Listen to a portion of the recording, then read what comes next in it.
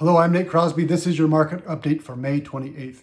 Here we are, halfway through 2021. Did not seem that long ago. It was 2020, and we're looking forward to this year for potentially greener pastures. So what has gone as expected? What has gone unexpectedly?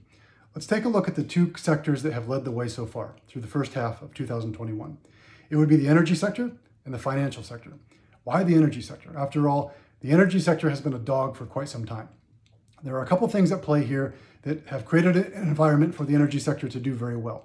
One would be a very loose financial system. The second is we've got a strengthening economy, not only in the US, but globally as well. And whenever you have that, you're going to likely have a decline in the US dollar.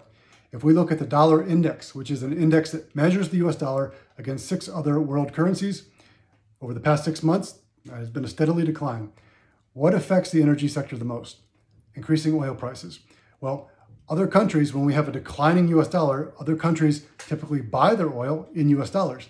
And because of that, it creates a nice condition, nice environmental condition for the energy sector to do very well. But financials were a little bit more predictable. Why is that?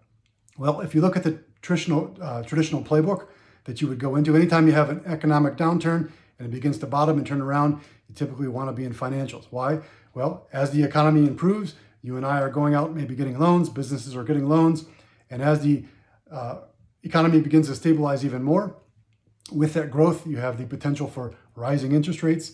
Banks make their money off of interest rates. So that beginning of that recovery is the time that you want to be in financials. So it's not shocking that financials have done well so far this year. I believe that will continue. So all of our models are tilted to the financials, tilted a little bit to energy as well.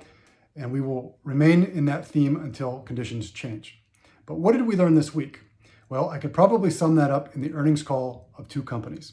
Let's look at Salesforce. Salesforce is a fantastic company that has seen no low for the past quarter or two. And then they're reporting earnings this week. And what was expected of Salesforce was earnings of 88 cents per share. What did they report?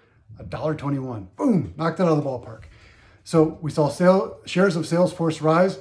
But the thing, why this stock is interesting to me this week is there's nothing new. Salesforce is a great company, but again, it has got no low for the past couple quarters.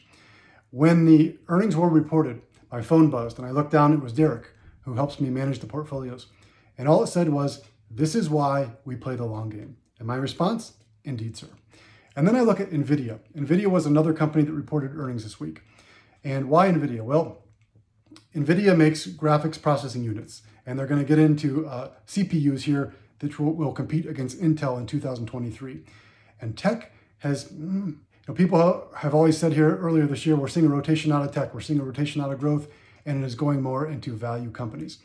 And the other thing at play here was inflation. And people were saying inflation is going to be a problem, especially for the tech sector. Well, NVIDIA reported earnings, and they reported earnings, a sales growth of 84% growth year over year. Again, finishing about 4% up on Friday. Salesforce finished about 5% up on Friday, which gets back to what I tell you every video.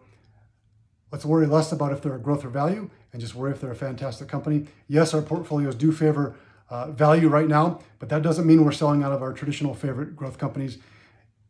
Companies like that, when they report fantastic earnings and they keep moving that bar forward, the market can't ignore them. So I'm Nate Crosby. Thank you for listening. I hope you have a wonderful Memorial Day weekend. Please remember to stop, pause for a moment, and say thank you to the brave men and women who gave their life in service of our fantastic country. Thank you very much.